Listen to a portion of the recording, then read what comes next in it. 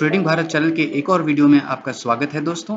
तो दोस्तों शुरू करते हैं आज के मार्केट की परफॉर्मेंस के साथ। भारत के बाजार के इंडाइसेस में हमें आज के दिन भी गिरावट देखने को मिली। निफ्टी मिड कैप में 0.66% की गिरावट रही, जबकि बैंक निफ्टी में 0.74% की गिरावट रही और निफ्टी में 0.83% की गिरावट रही।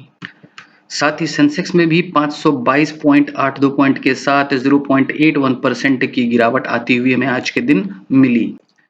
गिरावट की वजह तो दोस्तों हम जानते ही हैं, पहले से ही हम सबको पता है कि एक युद्ध की स्थिति दुनिया में चल रही है और ये युद्ध बड़ा होता हुआ दिखाई दे रहा है। यूनाइटेड स्टेट्स ने भी इस बारे में अपनी कुछ बयान जारी कर दिए हैं। उन्होंने इस बात की चिंता जताई है कि गाज़ा में फ्यूल की शॉर्टेज से आगे और नुकसान होने की संभावनाएँ बनती हुई दिखाई दे रही हैं। कल के दिन बॉम्बिंग्स में 700 से अधिक लोगों की मौत गाज़ा में हो चुकी है दोस्तों।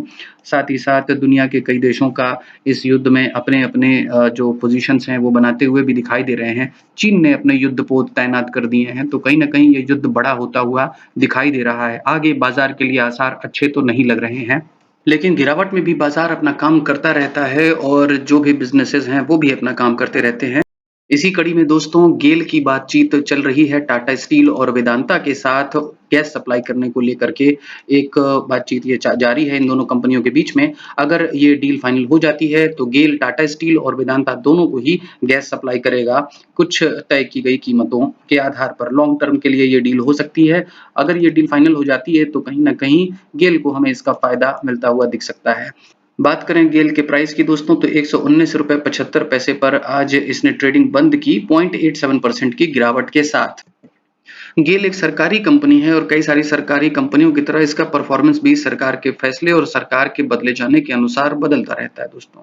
तो फिलहाल 5 साल की परफॉर्मेंस में हम देख सकते हैं कि मात्र 5% की बढ़त देखने को मिल रही है, जबकि पिछले 1 साल में बहुत ही अच्छा 37% का रिटर्न कंपनी ने बना के अपने इन्वेस्टर्स को दिया है। तो 1 साल का परफॉर्मेंस तो अच्छा है, लेकिन लॉन्ग टर्म में क्योंकि बीच में जब गवर्नमेंट चेंज होती है तो बहुत सारे फैक्टर्स भी बदल जाते हैं। तो उसकी वजह से जो सरकारी कंपनियाँ हैं उनके स्टॉक की परफॉर्मेंस में हमें कहीं न कहीं कंसिस्टेंसी की कमी दिखाई देती है। फिर भी अगर ये डील पूरी हो जाती है तो हमें क्या जगहें देखनी चाहिए, तो ₹114 का एक सपोर्ट है, जहाँ पर अगर स्टॉक कहीं मिल जाता है इस डील के पूरे होने के बाद, तो वहाँ पर एक छोटी-सी ट्रेडिंग अपॉर्च्युनिटीज़ देखी जा सकती हैं दोस्तों।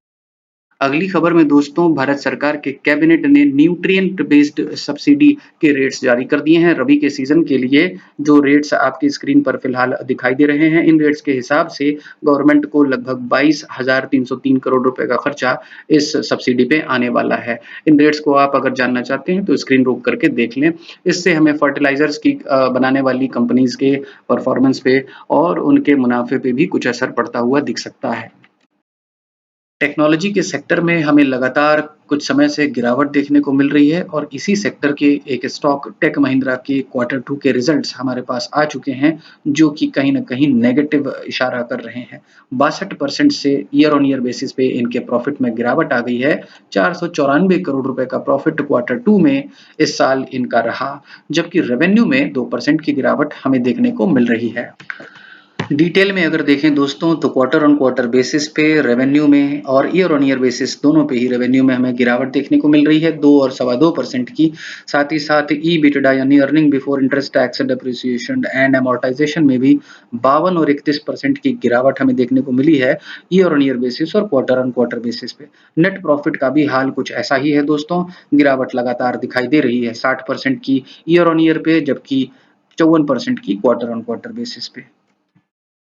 तो ओवरऑल हमारे एनालिसिस के 9 पैरामीटर्स में से एक पे भी ये कंपनी अच्छा परफॉर्म नहीं कर पाई है और ग्रीन सिग्नल्स हो गए हैं 0, जबकि रेड सिग्नल्स हो गए हैं 9। तो इस तरह से दोस्तों कोई भी अगर इसमें इन्वेस्टेड हो तो अब सावधान हो जाने की जगह आ चुकी है, और जब सावधान होने की जगह आ चुकी है तो इसलिए इसमें इन्वेस्टिंग की नई जगहें तलाशने की फिलहाल ज़रूरत तो नहीं है। जब भी इन्वेस्टिंग के मौके बनेंगे, यानी कि जब टेक महिंद्रा की परफॉर्मेंस में कोई सुधार दिखाई देगा, तो ट्रेडिंग भारत आपको उससे ज़रूर अवगत कराएँगे।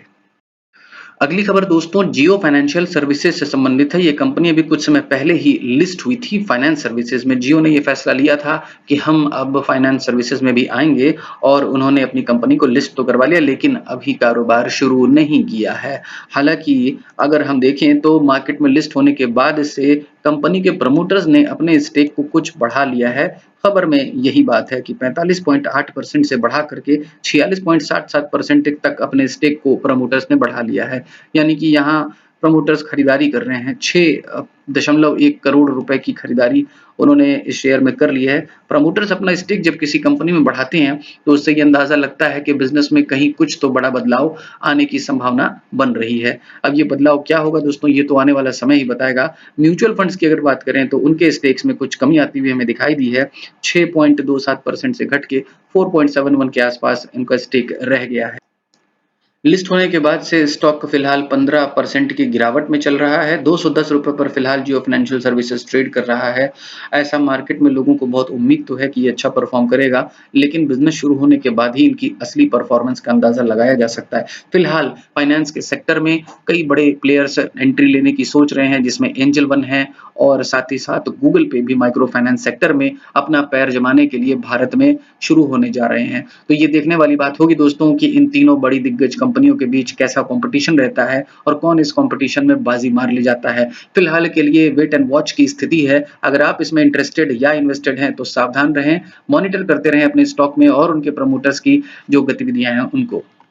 ट्रेडिंग भारत के इस वीडियो में फिलहाल इतना ही दोस्तों। अगर आपको हमारा वीडियो अच्छा लगा हो तो लाइक ज़रूर करें। अगर कोई कमी या सुझाव हो तो कमेंट बॉक्स में लिखें। मिलते हैं अगले वीडियो में किसी नई जानकारी के साथ। तब तक के लिए धन्यवाद।